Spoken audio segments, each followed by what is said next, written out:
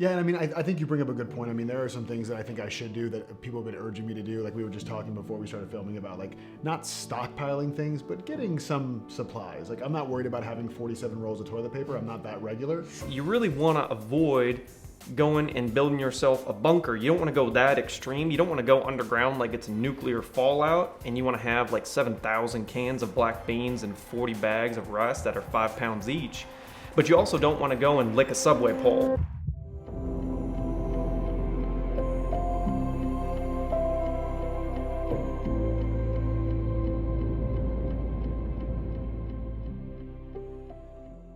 Hey guys, welcome to the latest episode of Fulfillionaire Live. I've got a mix-up for you today. I've brought one of my greatest friends in the world, Jason Goldberg, in. And we're going to do sort of a random-ish show inspired by Tim Ferriss, where I'll just have him on regularly and we can talk about the things that are going on in the world today. Today's March 12th, 2020, so we're going to talk about the Voldemort illness going around, the new bear market that started as of yesterday, a little bit about the money 10-day challenge that I'm on right now. The volumentary should be coming out actually quite soon because it's day 3. So by the time you guys are seeing this, and girls are seeing this, gals, women, people, everyone, I don't care what your gender is. Yeah, humans. Everyone that's seeing this, humans or potentially pets. Animals Some people too. watch it with their pets. That's true. Yeah, it's a thing. Yeah, you should. And so I'm really excited to share this episode with you. We get into all sorts of craziness. There's lots of beautiful wisdom that's shared in really entertaining ways. There are some raunchy jokes, so if you're watching with children under the age of 10, you might want to look out for that. Earmuffs, everybody, earmuffs, and enjoy. I suppose to kick it off and give us sort of a path or a guideline to go through, my entire channel is right now on this topic of what it's like becoming a fulfillionaire. So my series right now is all these 8 different categories of life, doing 10-day challenges and targeting building the habits so that I can become fulfilled in all 8 categories and inviting people along for the journey. Cool. So I've got the Facebook groups that do each challenge with me right now. In the money group, we've got 39 people in the Facebook group, all participating. It's very active right now. That is awesome. Because of where the economy is at. Yeah. And the focus when I had created the money challenge a week ago, before this bear market took over, was to build the habit of reading about money mindset, consuming videos and content about money mindset, sharing that with the whole group. Then it was going to be about wealth journaling, ideas of how to earn more income, ideas of how to save more income, looking at all of your monthly expenses, like the Netflix and stuff. What can you cut? Can you share it with like your 7th cousin? You know, that type of thing. Which we all do. Just added which we all do. Netflix. Yeah, exactly. And then it was also going to be with our extra earnings and our extra savings, we were getting people encouraged to put the money to be held in their investment account. Not to be invested, but to be held in that account. So for me, I'm moving the bulk of my, let's just say checkings account over to that account because it's accessible within 24 hours except for weekends, right? Okay. So basically, it's less than 24 hours to get your money out of the investment account if it's not invested. Got it. And so I was like, it makes total sense. Like, it's not making any money in my checking account. Right. Why wouldn't I just keep it in the investment account? So if I get good ideas, I can invest it. And then I know many full-time investors who are really good at this stuff, a few of which who are actually in this Facebook group helping everyone, which is really cool. That's really cool. We started doing these Zoom calls and stuff to start talking about investing. That's awesome. And it seems like investing is like taking over this 10-day challenge because we just entered the bear market of 2020. You know, the first bear market since really 2009. Has it really been that long? Really has. We've had some corrections along the way, but the corrections were very sudden, and then they popped back up. How's Zoom doing? Zoom is one of the only ones that's like neutral-ish. Is it? Okay. That'll go down 2% or up 2% or 3%. Okay. I thought they were going to go up a lot more. Everyone thought that, but the interesting thing that I'm learning, being educated by these investors and watching the market, is that the stock price is not causation from the revenue or the popularity of whatever the company is. Interesting, okay. It's not directly reflected on how well the company is doing. So let's say Zoom doubled its sales. In this bear market where everyone's trying to liquidate and pull their money out, it's still going to go down. Because even though they're going to do well, the thing that the stocks rely on is like you're essentially trying to predict people's confidence in a business. Right. And trying to predict where people are going to try to put their money to make money. And if you can put your money there first and other people start putting their money there, you'll make money. Right. And so that's really the name of the game, it seems like so far. That's interesting. Yeah. So That's really it's interesting. crazy because you can't really predict it, and that's the whole point. They say the bull takes the stairs, but the bear takes the window. That's awesome. Yeah. So That's right really now good we're visual. like mid jump, like Yeah. and the bear is coming down to the ground. Yeah, in slow mo. Shit, that's really interesting. Jason and I have been friends since 2017, and he's a big guy talking about playful prosperity, joy, happiness. He's a comedian, he's a Jewish rapper, right? All these great things. And so he's just an ideal person where I think our personalities vibe pretty well together, especially on camera. Yep. So it'll be good, I think healthy for all of us to have Jason come in on a regular basis and do these like whatever shows we're going to call what we should. This is our goal, okay? Yeah. By the end of this filming, we should have a name We should have for a name. whatever this is. It's gonna come. It's gonna be so easy. Yeah. Yeah, it's gonna come. I think so. Yeah. I think it's gonna I have some ideas already. it's gonna It's gonna arrive. It's gonna arrive. It's going to be present. It's gonna present arrive. itself. We're to gonna us. get in trouble for this. I'm going to be practicing restraint. This is actually my thing. We can make this into a drinking game. Every time I make a joke that would make you uncomfortable to hear around your parents, you take a shot. But you take a shot of like green juice. Okay. Does that work? That's totally Or fair. you take a shot of Keto Up, which this is my first time having this. It's actually really good. Yeah, how much have you had? I haven't had like this much. Okay. Okay. Is there like a turning point where I'm gonna It's like instant. Hulk out so or something? the thing about the Keto Up is that it's literally like instantaneous. Like plus or minus 3 minutes. It's a really good flavor. Like usually these things have to me like a little bit of a, almost like a tinny, Like a chemically. a chemically thing. This doesn't taste like that at all, which is really surprising. And it's also not overly carbonated. I don't like to do carbonated drinks, but it's not overly carbonated. You're right about that actually. Yeah. Because it's not like some sparkling waters. You'll can't pop drink it open and you're like, Yeah. "Whoa, People so who chug soda, and I'm like, what is wrong with you? How does chug your it. esophagus Yeah. work? This doesn't make sense to me. Well, and you know Coca-Cola can clean like anything. Dude, okay, so do you know the barrels of the actual syrup cannot go in Coca-Cola trucks because it's corrosive and they'd have to put corrosive on the side of the truck. So Coca-Cola and Pepsi also transfers their syrup in unmarked trucks that say corrosive. No way. Fact. Well-known fact. Yep. Okay. Because imagine our big old Pepsi truck that just has corrosive on the side of it. People would freak out. I feel like, the more and more this gets popular, Yeah. you could capitalize on this with a branding thing where it's just like Coca-Cola with a corrosive sign, just saying something like, I'm corrosive, Yep. and be like, what up? Because anyone who's drinking it at that point is like wanting to rep that, and they don't care. Yeah. Like the teenagers are going to be like, "Pfft, yes. Yeah. No. It's a good business idea. So anyways, about these modern day events, Yes. let's There's talk so many. about the illness that shall not be named. The Voldemort of illnesses? Yeah, the Voldemort of illnesses Yeah. right now. Yeah. It's March 12th, 2020. Yep. How has this been going for you? Yeah. What's the impact on you and your community?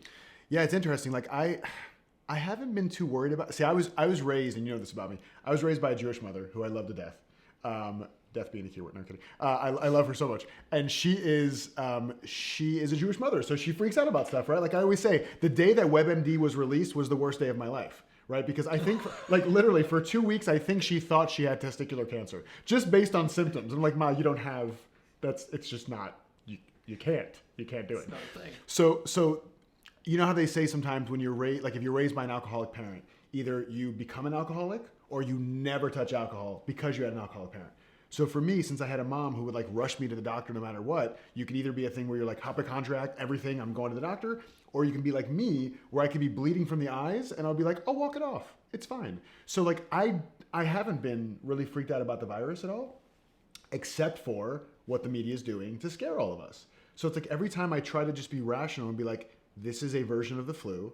The flu has been around for ages. It kills people. The flu in general and different strains kill people every year. This one just has a more powerful marketing engine behind it, which is like, it's for business as well, right? There's so many people who do the exact same thing. Whoever has the best marketing engine wins. Well, right now, the fear-mongering marketing engine is winning.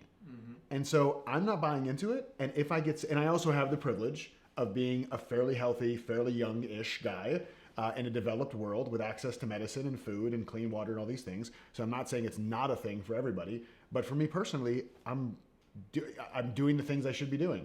Getting good sleep, drinking a lot of water, washing my hands, trying to be as healthy as possible with my eating, stuff I should be doing anyways. So I do have more economic concerns than I do health concerns. Yeah, absolutely. And I think that's a shared sentiment among the bulk of at least Americans. Yeah. Is that the economic fallout already is looking to be more catastrophic Yeah. than the actual illness that the Voldemort itself. Yeah. So in that respect, I know a few people who have relatives that already have the illness, right?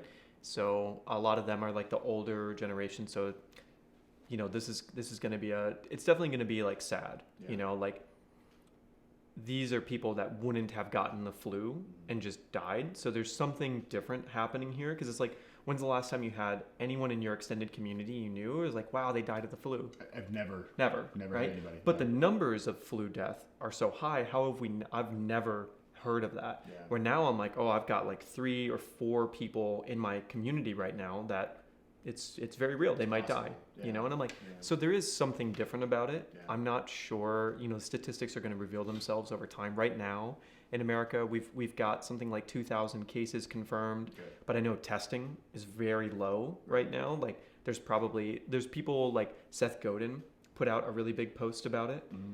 Oh, did he really? Yeah. I didn't see that. What did he say? What was his like angle on the whole thing? Everyone's saying like generally the same thing, which is number one, the fear mongering is of course like bad, Right. but number 2, it's better to be like the "I told you so" deviation between like "I told you so," it wasn't a big deal, and you like ran away and hid and like stockpiled all this stuff. It's like you ran away, hid, and stockpiled all this stuff, and not a big deal. Right. The "I told you so" deviation of like lots of people get really sick. Yeah. Your containment area in different cities, and you have limited access, or you can, like China right now, go out 1 day a week to get groceries. Mm-hmm. The "I told you so" to the people who weren't worried about it is a huge deviation. That's so I'm a like, really good point. it's better to be safe Right. than it is to be on the other side of "I told you." I'd rather people say I was silly for like overreacting Right. than underreacting. Right. You know what I mean? So Yeah, and I mean, I think you bring up a good point. I mean, there are some things that I think I should do that people have been urging me to do. Like we were just talking before we started filming about like not stockpiling things, but getting some supplies. Like I'm not worried about having 47 rolls of toilet paper. I'm not that regular, but I do think like frozen foods and maybe like protein bars or like things that aren't perishable. It's a good idea to have those, and they'll get eaten if nothing happens in the future as well. Exactly. So I'm down for that. So it's not about like panicking and like changing your whole life, but it is like, oh, just be smart. I heard John Oliver came out with an episode about it, and he was like, you need to be, I'm paraphrasing because I don't remember his exact analogy on one side of it. I do remember the other one. Can you be a panicky Brit while you do it? If you really want to pull up John Oliver. Like I can do 2 accents. I can do my Moonflower accent. I love your Moonflower. Which is the hipster, like coffee boy, man like bun. flamboyant Man bun, bun, right? Yeah. that whole thing, which is a side of my personality. Yeah, totally. And then Skipper, Yeah. which is like my old country Texan, because I grew up in Texas, accent. So what was the thing that I was going to potentially do in this accent? John Oliver's rant on. Oh, yes. Yeah. Okay, which voice? I feel like Flower Child is too expected. Okay. So I feel like Skipper needs to take this Got one. it, Skipper. Okay, so yeah. let me remember the 2 things. It's you really want to avoid going and building yourself a bunker. You don't want to go that extreme. You don't want to go underground like it's a nuclear fallout, and you want to have like 7,000 cans of black beans and 40 bags of rice that are 5 pounds each. But you also don't want to go and lick a subway pole, if you know what I'm saying. So somewhere between these 2 extremes of reacting to this Voldemort virus. I love that it's a Voldemort virus. I know you wouldn't expect me at 84 years old to be having, Harry Potter references in my speech, but I love those books. I was 71 when they came out, and it was fantastic. You definitely don't want to be taking public transportation right now. If you have to, that's okay. Just make sure you're getting your sleep, you're getting your water, and you're staying healthy. I just want to say that I just figured out the name for our show. What is the name? It's called Don't Lick a Subway Pole. That's this episode. I think Don't all lick a the subway episodes pole. should just be called that. Oh, God. Because it's us Okay. just diving into the most unexpected things from the most unexpected angles. Yes. And I've never ever heard the statement ever Diving in my into life. the most unexpected things at the most unexpected angles is something we are familiar with, isn't it? Is it? Isn't it? Isn't Jason? it? Isn't it? You stop it. You stop. Now, to be clear, I'm not making fun of any of these voices. No. These are sides of my personality Totally. that are very real. I have all these same sides. I drink $8 coffees. It's a real Do thing. you really? Something's wrong with you. Sometimes. Well, but bear in mind, I have paid up to $11.85 for a cup of coffee. Okay. It was a pumpkin spice latte with raw coconut milk from Erewhon. Okay, well, you said if you had led with from Erewhon, I would have said, wow, you had a coupon.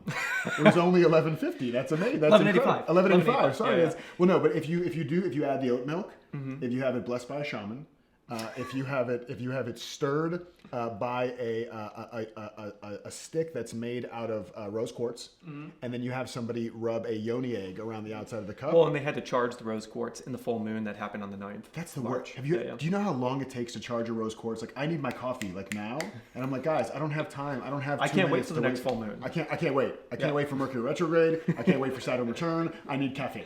That's all I need. Oh, it's so great. And it's even greater because I went to a full moon ceremony recently. Love it. Love doing all the shamanic journey stuff. It's great.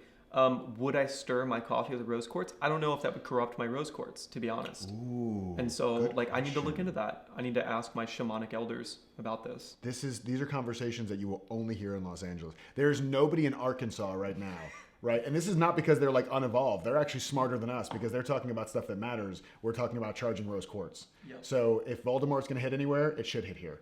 We deserve This is it. fair. This is fair. We should be wiped out. But my rose quartz will protect me. Yes, it totally will. As long as Or is that my charged. clear quartz?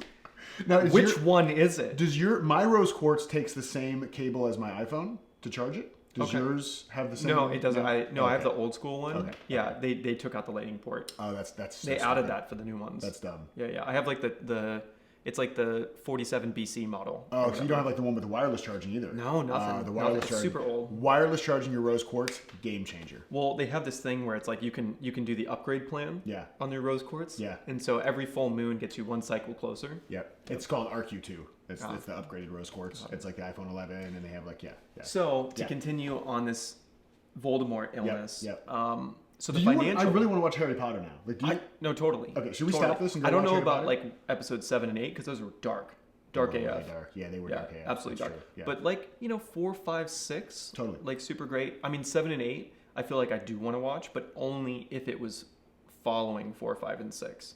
Good Because call. I need some of the light to balance out that darkness or to harmonize with the darkness. That's a good call. Anyways, financial collapse based on Voldemort. Please continue. Yes. Anyways, so it's interesting because what we're seeing right now is just the bear market, right? We're seeing a big sell-off. Everyone's trying to liquidate all their assets right now. Man, there's so much to talk about with this. So the stock market's having this reaction, right? Which is like a good portion of long-term investing for people around the world, right? But then we talk about real estate, and then we talk about like equity in private companies. And these pretty much encapsulate where people put their money, aside from commercial businesses, right? Like you own like 17 laundromats, and not the real estate property, but the laundromat itself. Right. The fallout is going to get really interesting. There's a potential that if this Voldemort virus like goes away really quickly, like say they keep saying that maybe in the spring, if it gets warmer in a lot of places, that will alleviate it like any other flu. And if that's true, that could be really interesting. We might see a spike back up in the economy and everything, and then not much to worry about. This will just be a fun story to tell 20 years from now. We'll be like, wow, remember the time where we took a huge dive and there was a lot of fear around preventing it, which I do think it's very healthy that they're canceling all these things and putting in these quarantine zones so that we don't end up like mainland China or Italy. Right. And they're doing it way ahead of time. Yeah. And that's the good side of the fear mongering, is that everyone's like really trying to get ahead of it. And then again, the I told you so of like, if we get way ahead of it and then we rebound the economy, not a lot of people got super sick, not a lot of our elders died, that's awesome. Yeah. Right. Versus everyone calm the F down, start licking subway poles. Right. And just act like everything is normal. Yeah. And like everyone's taking the subway in New York and everyone's taking public transport. Everyone's going on the airplanes, right? Yeah. We might see, 10 times, 20 times, 30 times the amount of infections. Granted, in America, it may not kill most people, Right. but that's also assuming they can go to the hospital, be treated. And we just, there's only a certain load. Like all hospitals, all my nurse friends, all my doctor friends right now are like, there's no way we could handle the extra influx of people because I heard in Italy they already instituted something where they're like prioritizing cases. Really? Yeah. So it's like if you're Wow. over the age of like 72, and I'm paraphrasing this data, but like if you're over the age of a certain amount and you have a pre-existing health condition, they can't prioritize you in treatment. Interesting. Which basically means like if you're in the super warning zone, we need to take care of the people that have a better chance. And I'm like, Yeah, whoa, that's in the Western world. Like, granted, Oof. this is potentially healthy for culture as well, to just be aware that things like this can happen. Right. And to really, I feel like another taboo thing is like 9/11 for the younger generation, or now the older generation, but the, like the millennial crowd and like Gen X. That was definitely like a set us straight moment where there was a lot of fear, right? There was a lot of like, we wanted that like retribution as a culture, and we really wanted to pick ourselves up off the ground. And I think this might be a similar thing for the next generation, which is potentially going to have good impacts in the long run. Well, that was actually a big thing for me, man. And I've mentioned this a bunch of times. Like in the days and weeks after 9/11, it was so inspiring to see how we came together as a country. And there was no like race, creed, color, financial status, socioeconomic stuff. Like none of that played into it.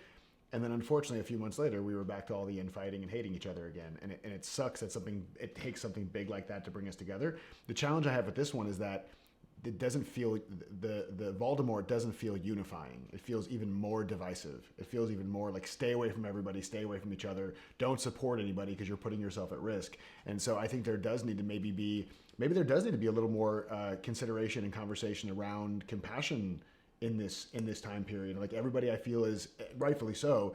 Everybody's kind of looking out for themselves, unless they have like small children or aging parents. Then maybe they're looking out for those people. But like, I don't feel like a lot of collectivism around this right now for people. I don't feel like people are really looking out for each other. Yeah, not yet. So maybe that shifts at some point. I'm hopeful that the coming together, the collaboration, that type of energy will happen during this whole thing. I'm hoping that it'll not be a big deal. We'll lock things down. Yeah. The NBA already suspended all the games. MLB too, right? I think Major League Baseball is also. Oh yeah, I didn't see all the updates. There's so much happening right now. Like every hour, there's so many updates. And then I've got the kids in Tulane in New York thinking about leaving, and like, I'm over here in LA. There's just many factors. And in LA, I feel like it's not a big deal. We just don't have as much going on. We don't have any real public transport. This is the one time where it's a great thing that we don't have public transport. Right. So I'm hoping that it's not going to go down the road of like lots of grandparents die, in these major cities. And that's what ends up bringing us together, that we can all, relate to each other through that. I hope that's not the case. Yeah. But that's a road that could potentially happen. And, I think just preparing for that, but still, marching onwards with inspiration. Like I find myself going into these tunnels where I'm like, I spent 10 hours today thinking about all these worst case scenarios and kind of planning because I just haven't thought about them before. Yeah. And I wonder, like, is it healthier to do that and be prepared, or is it healthier to keep following inspiration and keep trying to create things and create opportunities in my life like I normally do pre Voldemort and pre bear market? Mm-hmm. I'm not sure. Yeah, I mean, I think anything that keeps you moving forward, right? It's like this is like kind of the equivalent of trust but verify. Right, where we talk about like trust but verify is like I trust you and I'm going to check your work just to make sure everything looks okay. To me, it's kind of the same thing. Like I can trust that everything's going to work out okay, and I can take precautions. Right, so it's like when people say, I don't wear a helmet on a motorcycle because when it's your time, it's your time. And I'm like, you're a moron. Because like you could potentially lower the likelihood that it's your time if something happens by simply putting on a helmet. So it doesn't make you more sophisticated or more in the present moment or more in touch with life to put yourself in harm's way and then let the universe take care of it or not. I say do exactly what you're saying. Like be aware, be hyper aware, be vigilant even, and continue taking steps forward as if you normally would. S&P 500 just passed -8% for the day. Oh shit, really? Mm-hmm. I do have some positive news from the Voldemort illness. In my 10-day challenge money group, we're doing the 10-day challenge for March, right? We're on day 3 right now. There is someone in my group who lives in Italy who's in quarantine right now. Oh, wow. Who was like trying to figure out and doing the wealth journaling and figuring out ways they could make extra income during the challenge, because that's one of the tasks we're doing, And she figured it out, and she did a Facebook Live, and she made an extra 480 euros in 1 hour That's amazing. on top of her normal income. That's awesome. Whoa, That's in crazy. Italy, in quarantine. What a boss. I remember this question actually when we did the Avengers Summit in Austria, and you did like a wealth, like was it just like a wealth money based? mindset. Yeah, money mindset like training for us, like a small group. And I remember you asked a question in there that I really loved, and it was like, what's something that you could do to make extra money in an hour that wouldn't take a ton of like time or stress or energy or whatever else? I think it's such a powerful question to ask because it puts us in a place of possibilities. And that's one of the things for me. Like I'm not a huge fan of positive thinking. I like possibilities-based thinking because to me, positive thinking is either like head in the sky or head in the ground, in the sand. Like the subway pole. Like the subway pole. Or... Yeah, it's just the subway pole. It's all the subway pole. Either you dance on it or you lick it. Either way, you're fine. So don't do that, guys. Either one of those. Well, you can dance on a pole if you want. Well, unless you're willing to challenge Voldemort. Are you Harry Potter? So cool that this person did this in an hour and they made 480 euro. But yeah, creativity, like possibilities-based thinking, saying given the conditions of the game that I have in front of me right now, what would I love to create? Right? Absolutely. If these are conditions of the game. And I would even up level the question that I presented in Austria, if that was the question, which is if I could make X amount of extra income in an hour, in a day, certain timeline, certain amount of income, and it could just say like 5-figure income or 4-figure or 3-figure, 2-figure, whatever, in this certain amount of time, what could I possibly do to make that happen? That would also be inspiring and be really fun for me. Yeah. And so I say that because I don't say the easy part, because this is a deep belief I have about like the universe and how it works, which is if you do things that are very easy to do, sometimes that will be rewarded. But if you do things that are inspiring to do, whether it's easy or hard, that might be a better word to focus on, is like I'm up till midnight editing every night right now, doing these little clips, doing these little bits and pieces and putting the music to them and all this stuff because I'm so inspired by it. It's very easy for me to stay up till midnight doing it. You're inspired by the process or by the outcome or both? By the process. By the process, okay. Yeah, like whether or not people see it, it doesn't seem to bother me. And how many videos have I made? Like 500, 600 videos? I don't even know. Yeah. Many, many videos.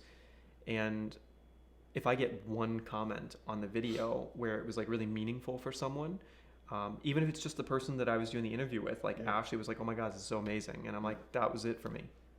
That's kind of it for me. What do you love about the process? What like when you sit there and think about editing until midnight and like doing all the things? I love music, for one. That's true. You do love music. And I mean, like, I was a classical musician, right? So I love like my big headphones and just exploring.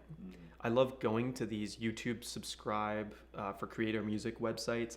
And I like literally part of my self-care, self-love, which is going to be the April challenge, might be the May challenge. We might do 2 months of money. I'm not sure yet. Yeah. But when we get to that self-love one of my self-love habits is to go and find music for YouTube videos. Because when I listen to music, I see videos and I see how I can put that into stories and vlogs and whatever it is. And it just makes me smile. Like 15 seconds in, put my headphones on, click on a track, I start smiling. Interesting. See, I that's something that I think is really important to unpack and talk about because I feel like what you're saying, and I've seen this with other companies that have been really successful, and I even see it in myself when I'm aware of this, is to recognize that the companies that we have and the businesses we run and the work that we do is actually oftentimes just a disguise and a vehicle for the thing we actually love. And so for you, like if you love music, then creating amazing videos to support the music you love is like a great disguise. Like I'm really like, you're really an audiophile who has disguised yourself as a video person. Correct. Right. And I love that. Right. And like for me, like I realize for me, I am a vehicle to remove suffering that masks as a coach. Right. I don't really care about like coaching stuff. And I say that I've been saying this a lot more lately, and I truly shouldn't say this. Because I'm working primarily with coaches on building their businesses, I don't really care about their businesses being built. I want them to be happy. I want them to be fulfillionaires, right? Whatever that means for them.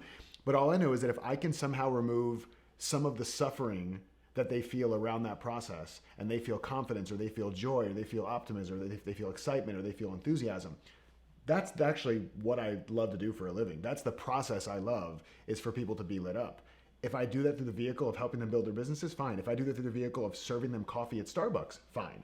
I just need to have that element for me where I'm doing that piece. And it sounds like for you, you need to have the element of music being a cornerstone of what you're doing, or it's just not going to have the same level of fulfillment. And to add to this example, I love this, by the way. This is like so perfect because this really is the road to becoming a fulfillionaire, right? Is learning over time what pieces of what you're doing fill you up, and then trying to make those pieces a bigger part of what you're doing, right? And the things will change too. It's seasonal, right? So music for me has not been seasonal. That's been a lifelong journey. Since I was 10, maybe, I've been playing music and then turned into a professional and all these other things. And now music just I feel it in my bones, right? You hear that ringing? Now that you mentioned it. High pitch? Interesting. I didn't before. But even that's really cool, right? Like the fact that like there was something that was present in the room that I didn't notice until you pointed it out. And then once you notice it, like you can't ignore it anymore. When you notice these things inside of you, they're like lighting you up. As soon as you see them, you can't ignore them anymore. Great tag. Boom. Yep. There are many things that light me up and fulfill me. Doing the Your Friendly Neighborhood Fulfillionaire posts really lights me up. Yeah. Could I do it all of the time and nothing else? I don't think so. Yeah. I don't think I have that much of the writing in me, but there is enough to be able to post a sizable amount of content every day. And I just love to sit there and write. And you know what I do while I write? I listen to music. Of course you do. And I listen to creator music. Right. And I find new stuff. Yeah. And so it's like a way where the music inspires so many things in me. And then when I'm sitting there editing, this is the thing I was trying to get at. I grew up as a video gamer. So my parents got divorced when I was 6. And then one of the first things we did when we moved out, I moved across the country from my mom, my dad, my brother, and I all slept in one bed. And we had like a laptop, but over time we upgraded. We got like our first apartment, and then we got our first computers. And this is back in the day when like graphics were brand new. Like you could start to play on games where you could see characters, and it was so exciting. I was like 7 years old, and we would play text-based games. So if you wanted to like attack a creature, you'd have to read the text, and it would say, the creature is 5 feet in front of you. It is angry and attacking you. And you'd have to say like /attack with +2 battle axe. And you'd have to type that in. And if you messed up a letter, it wouldn't do it. And the creature's attacking you in real time, right? So you're having to type all the actions, and it's really intense as a kid. Yeah. And so when graphics came out, it was amazing because then you could like click one button and it would attack. And there'd be these like shortcuts. And now it's so much different, right? But the important part is, I grew up sitting in front of a computer for 12 hours a day, video gaming on my breaks. And then when I would get home, I actually wouldn't do my homework, but I would just game for like 4 to 6 hours when I wasn't doing music stuff. Yeah. And so when I got older, I didn't want to play video games. I kind of started getting out of it maybe around 20 years old, 21 years old. And I was like, I got to get my life together. I need to get a career. I need to get skills. I want to have girls in my life. I want to be able to take them out. Right? Multiples. You couldn't just have one girl. You need to have multiple girls. Many women. Got it. Unfortunately, I was never that cool. Same. That I was like with many women at one time. Same. But I had the idea that I would be. It's a great idea. It didn't work. I love it. And so I really like knew that I had this skill set of being able to sit in front of a computer and enjoy it. And I had this craving from being, literally since I was like maybe 8 years old to 20 years old, I gamed all the time. And so I knew that was something that brought me joy. And as I started to pick apart, what are the things that bring me joy about that? The focus, the concentration, the skill development. And I asked myself, what are other things that are valuable to the world that have that? And I said, video editing. No way. That was the connection. That was the connection. Wow. And I loved movies. And when I was a little kid, I used to say I wanted to be the CEO of the Walt Disney Company, films in particular. Yep. And I said I wanted to be the president of the US. And so for me, sitting at the desk and editing until midnight brings that fulfillment from my childhood into something that the world values that can bring lots of value to people. And so I wonder for you growing up, like what was the thing that you loved the most? Yeah, that's easy for me. It always comes back to this. It's performing, right? Because like I always say, go back to when you were a kid and look at what it is you got love and approval for, or what it is you got in trouble for, and you'll find your genius zone, right? What did you get in trouble for? Being class clown, being center of attention, talking too much, making jokes, doing all the things that now separate me from other people in my industry and is the core of what I love to do.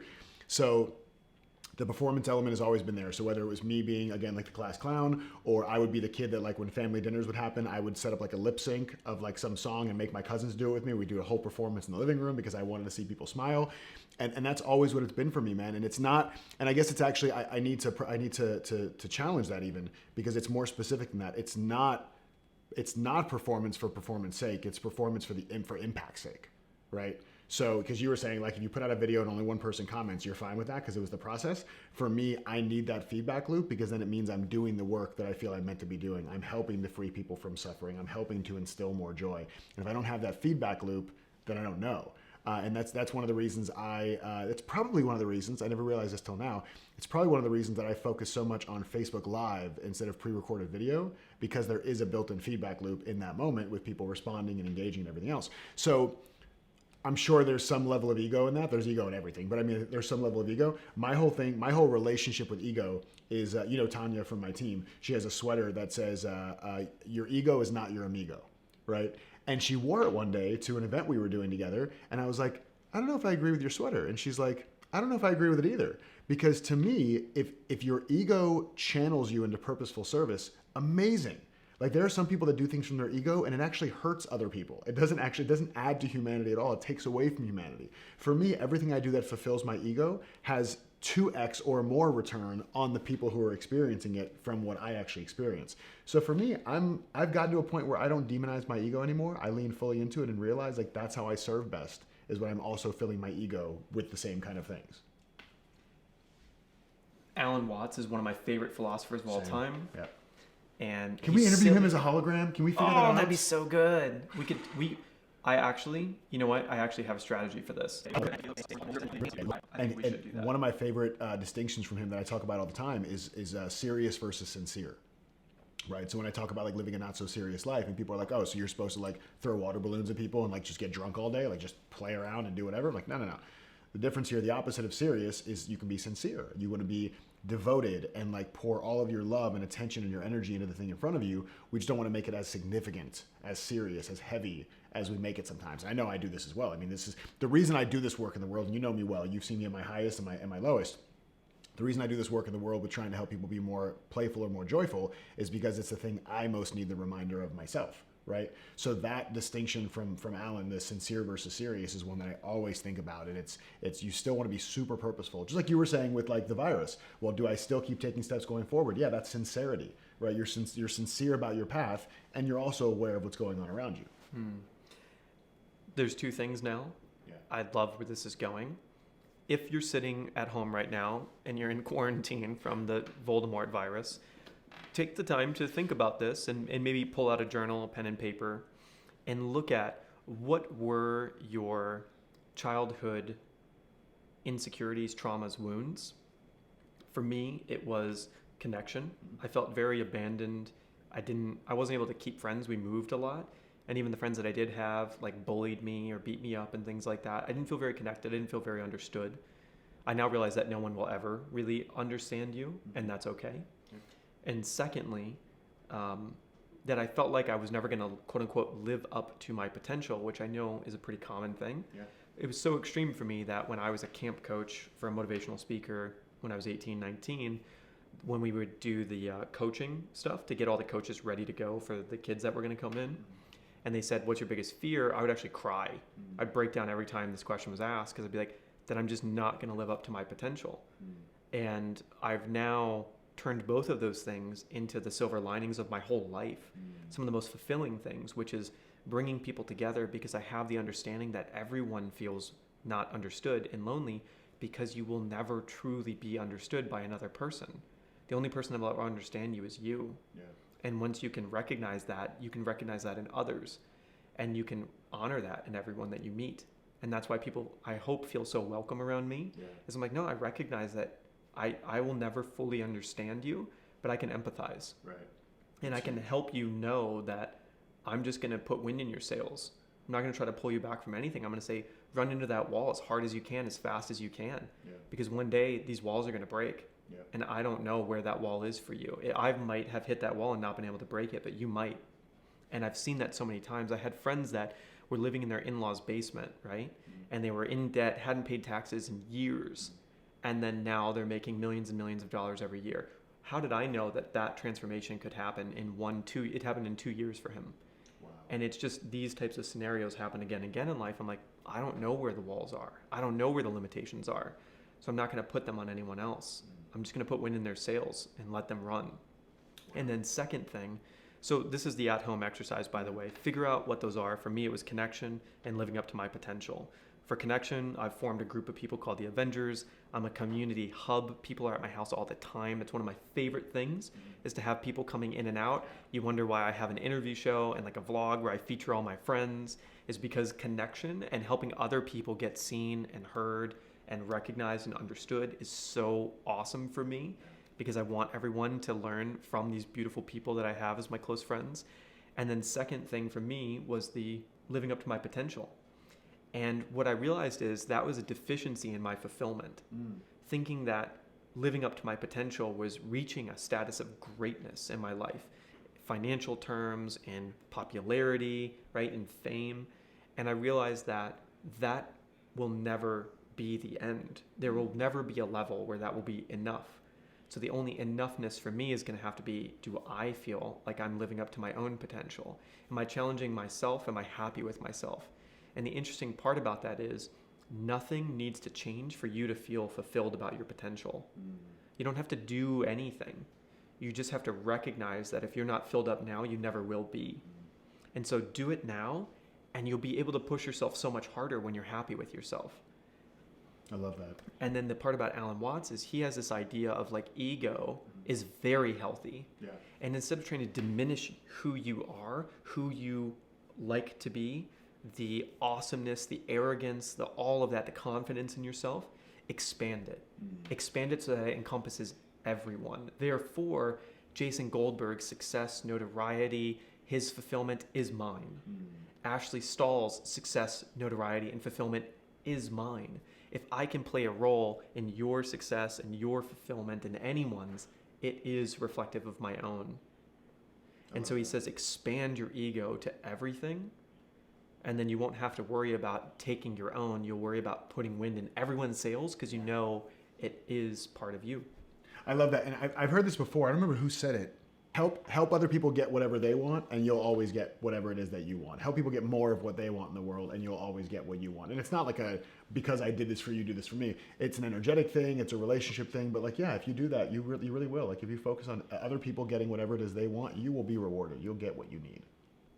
I did 2 health challenges, January, February, right? And crush them. Yes. And I knew that health would be the easiest thing to target. I already had a good amount of self-care and self-love kind of baked in. I knew the health practices were going to add to that. I think self-love maybe comes at the foundation. Like if you don't love yourself, if you don't want yourself to be better, to live a better life, to be happier, it's really hard to do anything. Yeah. So if you're starting at a place where you don't love yourself, maybe work on that to at least the level where you think you should be healthier. For me, I started at health because I knew getting more energy, a better ability to focus, better consistency in my mood, and then just feeling good about my body was going to help me do everything else a lot more. Yeah. And I also knew I needed to do it twice, 2 different health challenges, 10-day ones, just to make sure I got to the level. And now I'm like really happy with how it's crazy how much I have focus ability, the ability to like keep my mood really high all the time, even with all this stuff going on, right? Yeah. And then my energy levels, like I can't nap. Yeah. I like lay down to try to nap, and my body's like, no, get up, dude. I'm here. That's awesome. Yeah. And so now with the money challenge, it's been fascinating because I don't think if I hadn't done the health challenges, I don't think I'd be surviving this money challenge right now. Only because I feel such inspiration to be involved in the stock market, and it's just so up and down and wild right now that it's stressful. Yeah. It's stressful. Not to the point where it's like degrading my health or anything, but I'm very focused on it. And I want to make sure everyone in the group has an idea of like what's going on. So I'm really trying to consume a lot of information on it. And it's fascinating to get to live through this for future reference, because this happens like once every 5 to 10 years, right? So being able to monitor like every recession, quote unquote, is like a black swan event, right? Yeah. This is always something we've never experienced, which is fascinating to me. History repeats itself to some extent, but to my knowledge, in my lifetime, there's never been a bear market turn because of a virus and quarantine zones in the Western world. Right.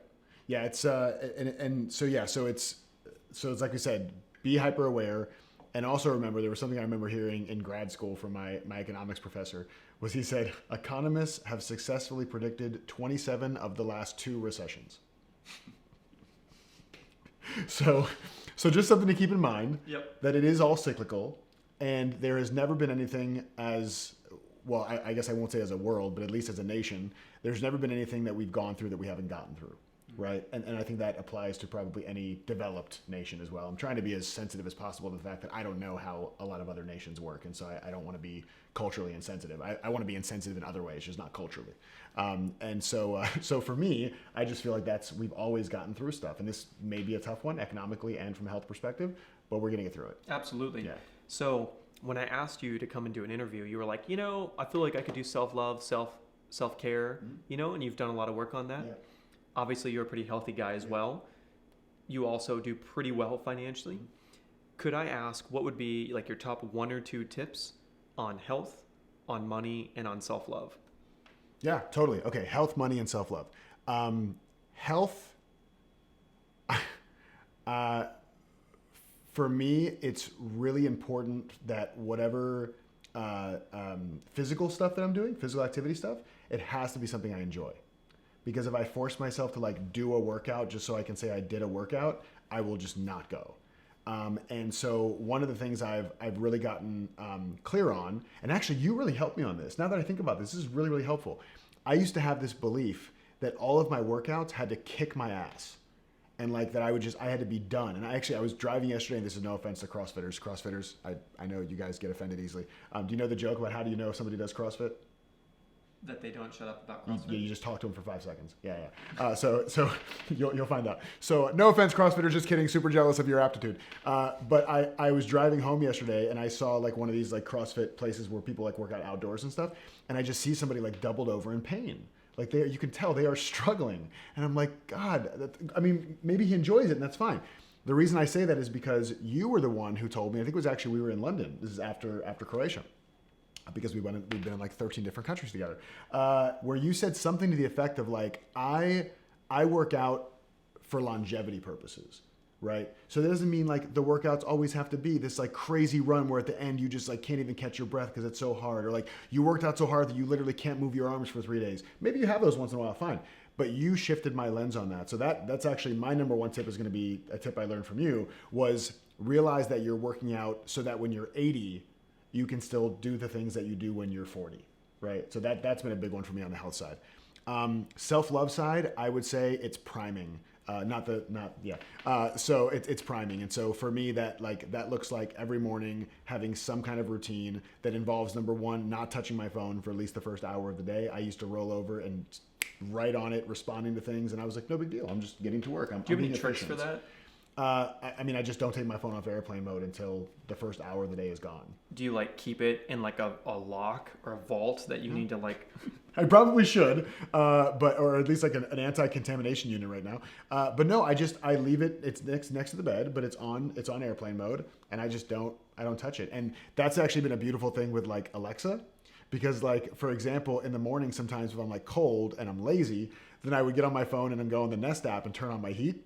But now Alexa can do that for me, so I can leave my phone in airplane mode. So I'm like trying to figure out how I can leverage technology to not be a slave to technology, which has been interesting. So yeah, so having that morning routine, and so for me that does involve some kind of reading, even if it's for 10 minutes. Like I like books that have short chapters, so I can feel accomplished. Like I just read a whole chapter, but the whole chapter is like 5 pages. So some kind of reading, some kind of journaling, and whether that's a journal that typically my journaling I call my morning dump. And because it's my morning dump of like thoughts and whatever else, get it out of my head and get it on paper. Because I typically wake up with a lot of thinking about what needs to be done for the day, and like even some catastrophic thinking like, oh wow, I just realized I didn't do this thing, and what if this launch doesn't go well, and all this stuff. And it's like, okay, I got to get this out of my head and on paper, just morning dump. And so that's a big thing. And then some form of meditation. And again, it can be 10 minutes. It doesn't have to be a huge thing. And it can be, and I switch it up. Sometimes it's mantra based. Sometimes it's just sitting in stillness. Sometimes it is doing something like 6-phase meditation from Vishen, like all these different things. So having that morning routine to prime me for the day, especially I feel like because the profession I'm in, it's a lot of giving to others and holding space for others and being able to make sure that my stuff doesn't infect my work with them is super, super important. So that's a health thing for me. A self-love thing for me. And then a money thing, for me, I am just, and I don't know if this is again just in response to how I was raised and wanting to do things differently than what I saw growing up. But for an entrepreneur, I am extremely fiscally conservative. And there are people that like as soon as they make money, either they spend it, which is on them, that's fine, or as soon as they make money, they like reinvest it in their business, and that's fine, and they never have like any kind of like nest egg of any kind. And I will say like I'm not great with investment stuff. I haven't really got into investment stuff, but as far as like cash on hand, I try to be very conservative with that, because if I have that, then when if a catastrophe strikes, or if there's the fear of a catastrophe that leads to a mini catastrophe, I don't have to be as worried about, well, how am I going to pay my bills if I can't sell anything for the next 6 months? I have that taken care of, and it's good to go. So what that means for me is I'm not big on buying stuff. If you look at where the majority of my money goes, it's going to be like eating out with friends, or like, doing an experience of some sort, but it's not stuff. So really figure out what's important to you money-wise, and understand that like where you put your dollars. They always say like if I look at your calendar and I look at your bank account, I can tell what you care about, right? So making sure that like I'm putting aside the money I need to put aside so I feel safe, and then only spending the other money that I have on stuff that experientially makes me feel connected and makes me feel good. Beautiful. I love it. And so one last question for you that I am very excited to hear the answer about. What has been the most challenging and the greatest blessing story from your life thus far? The most challenging thing that now you see as a blessing. Yeah, this is where I call what's the situation that had you go from F you to thank you, right? Like in the moment it was a total F you, and now it's like, oh, thank you. There's so many of them, but I think the one that comes to mind probably has to be the end of my marriage. And being together for 12 years, and obviously you know the story really well, but having my wife basically break up with me over FaceTime when I was 2,000 miles away on business, and I wasn't going to be back for another week to even like talk it out, and she moved out while I was gone, and this is the person that I planned to spend my entire life with, and nobody had done anything wrong. There wasn't anything wrong in the relationship, at least not that I thought. Now I'm getting more and more clear on the fact that there wasn't something wrong, but there was something missing, and I'm happy to share that. But that was something where everything that I thought was at the core of my life, and the constant in my life, and the predictability of my life, and the safety of my life was ripped out from underneath me, like in a moment's notice. And the amount of fear I had of what it would take for me to rebuild, to not have this person with me who had been with me for 12 years. Like we got together when I was 25 years old. Like I was a kid. I was in college. Like that's crazy. And even the financial stuff, I was building my business, and we had a thing where in the beginning she was in school and I was in corporate, and so I took care of everything, and I did that for probably 3/4 of our relationship. And then when we switched over to entrepreneurship, we had a nest egg that we had saved, and then we were kind of doing more with her income. And so all of a sudden I like just had everything shaken up. And I remember the day after this happened, I had to fly I was in Denver when we broke up over FaceTime, and then I had to fly the next day to Utah to do a keynote. And the day after that to LA to be at a conference and speak for 3 days. And then 2 days after that, the next day after that, I had to do a 2-day one-on-one intensive with a client, all while my life is falling apart back home and I can't get back, right? And so there was this interesting moment where when I went to the airport in Denver to fly to Utah, I didn't buy a coffee because I was so unsettled about what my life was going to look like financially, and just I was in such a scarcity mindset. I didn't buy a $4 cup of coffee. Wow. Like it was that bad for me in that moment. It was catastrophic for me. And what I learned in that entire process. So for those next 5 days that I had to go and perform and do all the things that we were just talking about that light me up, no matter how much it lights you up, I mean, if you feel like something devastating is happening, it can be hard to show up that way. And so I challenged myself and I said, for the next 5 days, can I channel every bit of pain that I'm feeling right now into the service of others? So every time I want to get into a pity party or be sad or whatever, just for these next 5 days, I'm not spiritually bypassing, I'm not dealing with my stuff, I'm not pushing it down and not processing it. For these next 5 days, can I channel all of my pain into the love and service of others? And I did it, and it was amazing, and it taught me so much about myself. And then I came home and I had to deal with all the stuff and process all my feelings. And now I can absolutely say, coming up on 3 years later after this happened, this was such a blessing for me, because my time with my ex was so beautiful for both of us. She helped me heal things for me. I helped her heal things for her. People come into your life for a reason, a season, or a lifetime. She was there for a reason and a very long season, and I'm so grateful for that. And it became very evident to me once I started processing this that she was not the person that was going to be with me in this next chapter. She just wasn't necessarily equipped, may not be the right word, willing, wired, whatever it is. She's great, nothing wrong with her, but she wasn't going to be the person for me.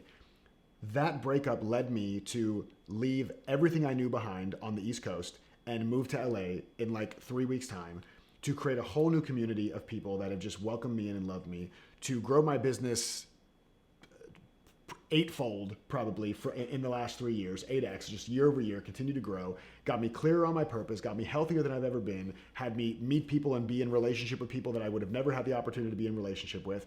And now I'm realizing like, oh, this thing where we say everything is a gift, and Steve Chandler, my coach and somebody who I just absolutely love and has been a mentor for years, he always talks about like, you know, people say like, oh, it's a gift, right? And when you're in it, you're like, this does not feel like a gift. He said, no, but people get that wrong.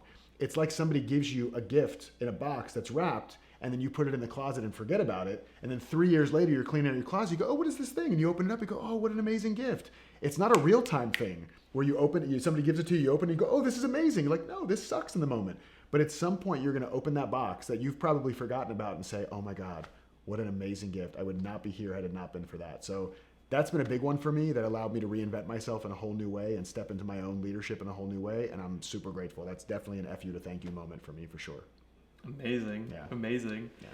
I lied. I have one more question. Cool. I love it. For the audience that's watching, and for everyone who sees this. There's somebody watching this? Dude, live, you said it's just live. me and you. Yeah, it's a studio audience. They're sitting on the patio. You told me that was a fake camera. This is the second time you've done that. Oh, First there was a time when you had sorry. me dress up and... Never mind. Sorry. If they love you, and I'm sure they will, Please how can love how can they support you? So you can find me on all the social channels, except for TikTok. Don't follow me on TikTok. I got nothing there. But TikTok, Flip Flop, I don't have any of those. Instagram and Facebook at the Jason Goldberg, THE, the Jason Goldberg, because Jason Goldberg was taken. And so I went with the most pretentious thing I could find, the Jason Goldberg. So you can find me on Instagram, and the stuff I'm working on that people can support me on, like, dude, I want to do more of this performance. I want to do more of this, like, freeing people from suffering. I want to do more of this, edutainment kind of thing that you and I are always talking about. And so the way you can support that audience at home is to support people who create edutaining content, support people like Skip, support people like me, because the more we can have these messages put out into the world where things don't have to be as serious or dire as we think they do, and we can actually be entertained while we learn, I just think that has a ripple effect and implications for our entire society that we can't even measure at this point. So that's the way to support, is just support this kind of content so that it becomes more popular in the mainstream. Agreed. So something I would like to share, every interview aside from you that I do, I preface with two things that you know very well about me, but I figured I would share because they don't usually get to hear me say this to the guests. Like, we sit down, the first thing I tell them, two things. Number one, we could die an hour after this interview. It's highly possible that things can happen beyond our control, and this may be one of the last things we ever get to share, teach with the world. And so thinking about that, letting that sink in, be like, cool, this needs to change people's lives. Whatever we're about to do needs to be that level of impact. And it pulls them into a place where, like, oh, wow, okay, let's really do this, take this seriously. And then I say, but I also believe we're floating on a rock in space, a tiny little molecule, and we might be in a computer simulation. So don't take anything too seriously.